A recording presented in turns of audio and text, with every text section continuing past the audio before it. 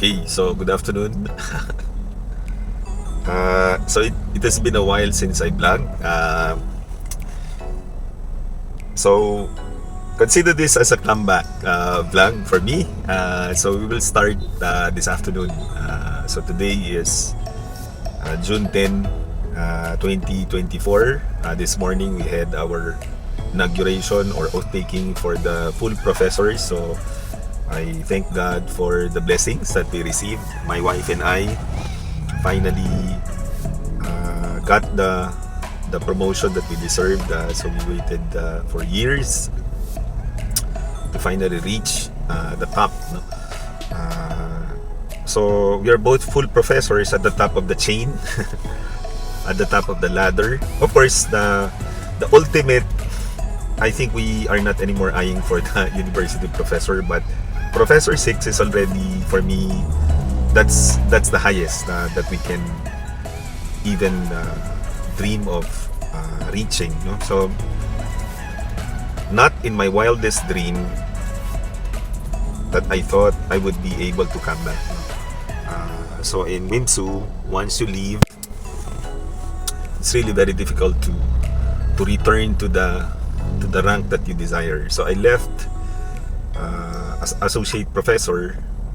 That was in 2013. So I left. I was the chair of the English department, College of Liberal Arts. So that was the last time that I thought that I will be seeing WIMSU. That's 2013. But sometimes there's certain things in our life that only God knows what really will happen. So I'm really humbled by this experience, no, of really, first of all, you need to humble down. You really have to accept whatever will be given to you. So in fact, I started when I returned 2018. I was offered the lowest rank,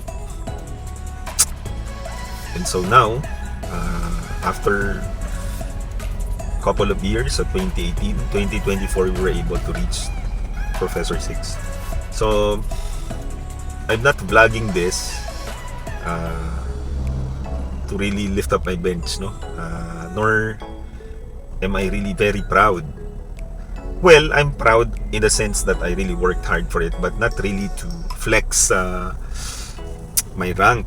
But maybe for those who are struggling, this vlog is for those who are struggling now. Let's say you've been through a lot in your career. You wouldn't know whether to leave or to return wherever you are now. But one thing for sure, if you're now teaching at the state university or let's say Department of Education, stay there. I would prefer you to stay in the public institution based on experience. Of course, in private institutions, there are a lot of opportunities as well. But in terms of security of tenure, you really have to prioritize government institutions because that's where the security of tenure is. So, if you're still contemplating of whether to transfer to public or government institution or not, consider myself as an example.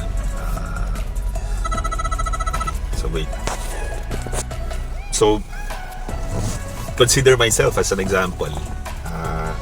So I left. Actually, I left DepEd, then I joined WIMSU. And yet, I wasn't really contented that time. So I really have to satisfy that hunger for adventurism. No? I thought, okay, so while still young, maybe try another school or another environment. That time, I was thinking, okay, so let's try big university in Manila. So, but then after a year, it wasn't really expected 100% that the curriculum will change, no? From the old curriculum to K-12 curriculum. So, all of a sudden, the educational system changed, and therefore our tenure was affected in Manila. So again, what is important is that if you have permanent status and then you are still not really enjoying a high-ranking position, just wait, be patient. Patience, I think, is really very important. Commitment to your work and dedication. Eventually, good deeds, no, extended, shared to your students, colleagues, things will be paid off, no. Your effort, your sacrifices will be paid off. Then, of course, if you're faithful to God, He listens. All you need to do is to be patient and wait a little longer, because sometimes, when God is not answering your prayer, when God is, let's say, silent, doesn't mean that He is not listening. So on my part, when I wasn't listening, when I wasn't obedient to His voice, so He has thrown me in situations where I really have to say, okay, so Lord, I surrender, and then you take charge, no? Take charge of the will, no? Drive for me. Sometimes, we tend to really control of everything, no? Sometimes we are not in control. So when we are not anymore in control, that is where we recognize that it is indeed God's hand moving. So on my part, I'm a living example of, from nothingness, God can turn nothing, to something. So on my part, when I decided to say, okay, Lord, take the wheel, drive for me, that's a time when I started to realize that there are a lot of things that are important than career and money. So that's the first realization that God would want me to see. My mission, of course, of helping other people is always there, but part of the mission is your family, because sacrament of marriage is His sacrament for us, no? So I decided to accept the sacrament of marriage, and therefore I shouldn't dwindle. I shouldn't let go of that commitment, only because of career. So I thought of returning. So when I returned, I listened to God. That's where the blessings started to pour. I started having high literacy skills when I was only earning the salary of instructor 1. That's where I learned how to save. I have a lot of savings when I was instructor 1 compared to when I was assistant professor way back around 2010, no? 2010 to 2013. I don't have savings at that time.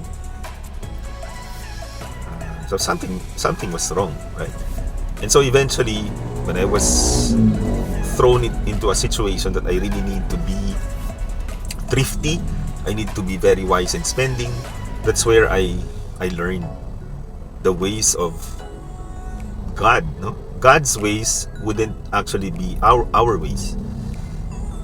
But eventually, if we come to accept His ways, that's where blessings will start to pour out, for us.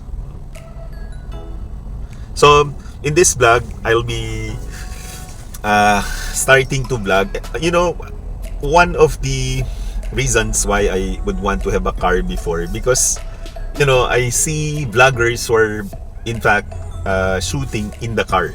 You know why they would want to shoot in the car? Because of the acoustics, no?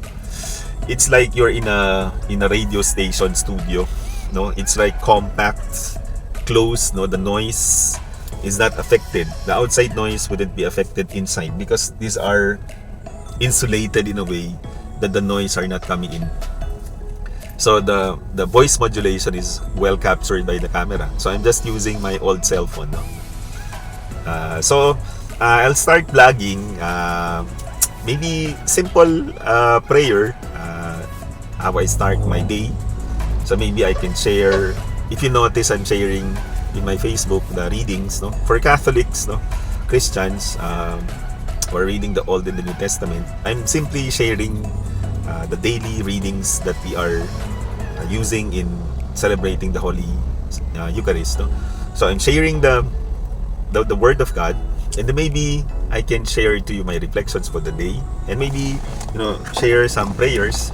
So in my car, I have this moments with God collection of prayers. So, and then I have a novena to our Immaculate Conception, and also I'm thinking of some of you, if you're following my book reviews, maybe I can start book reviewing again in God's time. No? So little by little, I wouldn't want to really pressure myself because I have a lot of things to accomplish also in school. I'm also teaching now during the summer semester, and so my focus is my teaching. But once in a while, I can blank. But no pressure. I wouldn't want to pressure myself with editing. So maybe I'll just use this cell phone, no? And then hopefully I'd be able to share to you my thoughts. That hopefully will be able to help you as well. Sharing is part of the mission that God expects me to do. Now that He blessed me with a lot of in life, no? So the least I can do is to share, to inspire as well, educators, or whatever careers you are in right now. Perhaps you would be able to get some good insights from me. So not to brag, not to really flex a lot of blessings that I'm receiving, but it's more of the how and the why. No, let's look into the how. How was I able to accomplish these things, and then maybe the why. It's always the why. Whenever you are seeing some things in other people, the achievements and all, maybe it's not only the what and the how, but maybe it's the why. If you're able to answer the why, like on my part, when I was able to really answer the why, when I asked God, why me? So why God? Why this? Why do this difficulties, challenges happen to me? So when I started questioning why, started having a dialogue with God, that's where I started to really, trying to be really serious of my life. Sometimes, when you're young, you take the risk, and sometimes, you wouldn't really think of the consequences. So now, good decisions are starting to pour in because God is there. In simple things, waking up in the morning, what's the priority? It's always my wife Claire, my daughter, to always look into what are the things that I lack. And so now, I'm here waiting for my wife. I'm at Lingnam. So my wife is there having her regular checkup at Ciudad Medical. So while she's there, I'm waiting. It's always, what am I supposed to do as a husband? No? It cannot be that I will be an absentee husband. No?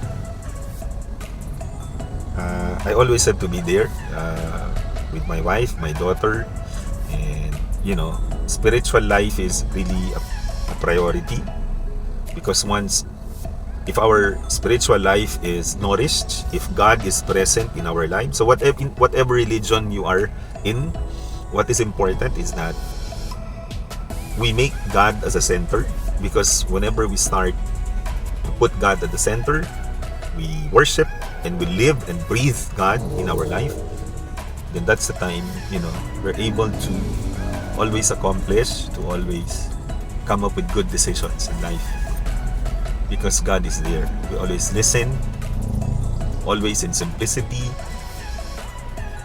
always doing the right things, no? Doing good things for others, and of course love, faith, hope will be there, because God is there. God is a good God, and God represents good, love, and faithfulness. So God has always been faithful to us, even if we are not faithful to Him. So thank you for listening to this vlog. So my next vlog would be, I would like to share maybe my reflections about the Word of God. So that really is a plan. So hopefully while I'm waiting for my wife or for my daughter, so we can vlog so that we can be productive. Okay, so bye. See you later.